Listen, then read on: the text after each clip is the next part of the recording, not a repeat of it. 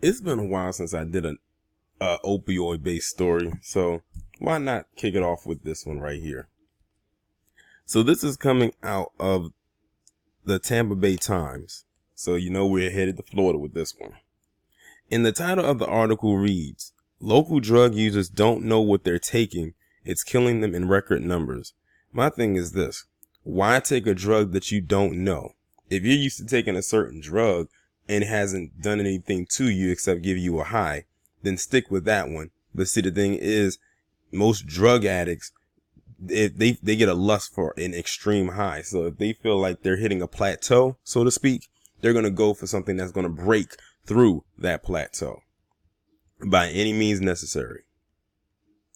But what I thought was interesting is, well, I'm going to wait until I get to that part in the article. In record numbers all over the Tampa Bay region, people are dying from overdoses, officials in multiple counties say. Opioids are largely to blame, and many of the people using them likely have no idea what they are buying. People don't realize that they're playing Russian roulette every time they ingest a powder off the street.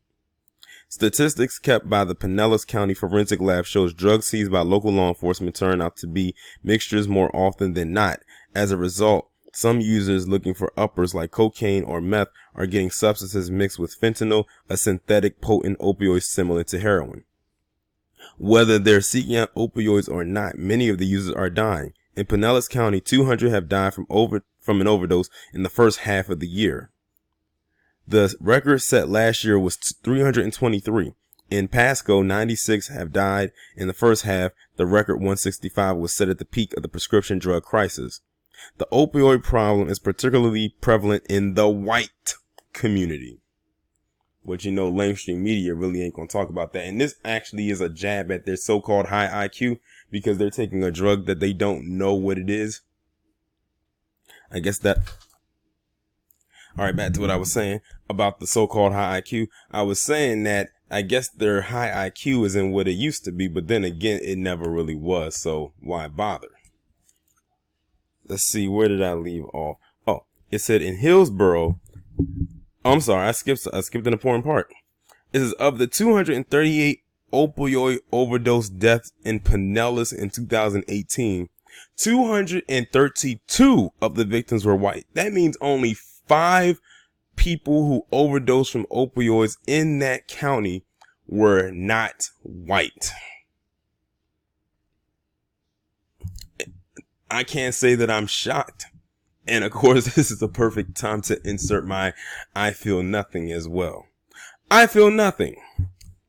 In Hillsborough, numbers are still trickling in from the first half of the year, but record overdose deaths have already hit 118, said Harrison Cowan, the Hillsborough County Medical Examiner's manager of operations. Last year's total was 235. So they only dropped, they increased by 3 more people.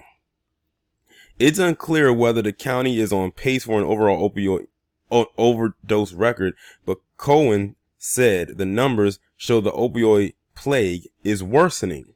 In 2017, 98 deaths in the county were attributed to heroin or fentanyl. In 2018, the number was 153. This year, the number will likely be higher, Cohen said. People are mixing these to the point that they're dying almost instantly. At a meeting of the Pinellas County Opioid Task Force on Thursday, officials huddled at the county's Forensic Science Center to discuss the crisis. The task force was formed in 2017 to address the skyrocketing trend of opioid overdoses. It's led by the Florida Department of Health in Pinellas County and Operation PAR, an addiction and mental health services nonprofit. Presenting at the meeting were representatives for the Pinellas schools, local law enforcement, the county commission, and several nonprofits. In a presentation to the group, Newman, the forensic lab director, did not have much in the way of good news. We have more than eclipsed the prescription drug crisis.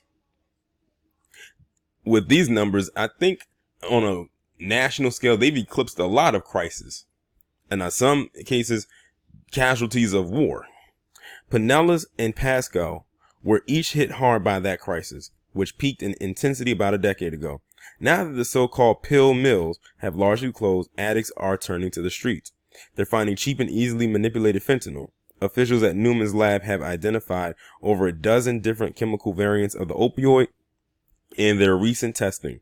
During the winter of 2018-2019, Newman's found one strain, fluorofuranol fentanyl, that was unique to Pinellas, Pasco. It was reported nowhere else in the United States, and it was associated with 40 local deaths. It has since disappeared. Kerry said fentanyl is difficult to combat from a law enforcement perspective because its potency makes it easy to ship into the county via the mail. Overall, the overdose epidemic presents a complex public health challenge. Officials are forced to balance preventative measures like treatment and counseling with aggressive law enforcement. Gail Guidash of the Florida Department of Health in Pinellas County, who presided over the task force meeting, said the county should look to invest more resources into treatment. That's not to say law enforcement is making no progress.